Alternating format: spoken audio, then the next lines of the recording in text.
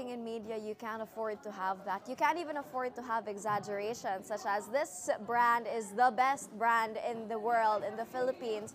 You can't say that, but you can quote the brand and say they said that they are the best brand. For example, you say, and you put it in open-close quotations, you say, what brand? Let's say Broadway of Cebu is the best community theater company in the city, said director Allan Nazareno.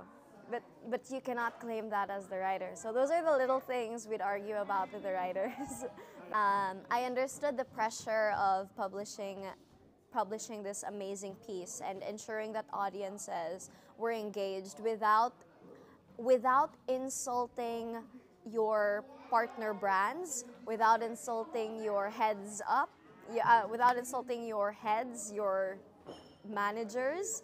So it's sort of a delicate balance, and you are between the writer and the editor-in-chief, or the writer and the manager, the writer and the president. So you are that bridge. So you have to protect your writer, but at the same time ensure that their work is up to quality. And that's something Emily is dealing with.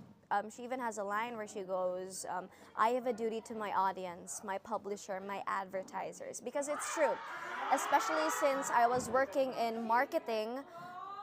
Marketing is a whole other game than the newsroom. In marketing, you have to ensure that your brand partners are happy, but at the same time, the piece that you're writing for them still has integrity and is not an exaggeration of what their brand can do.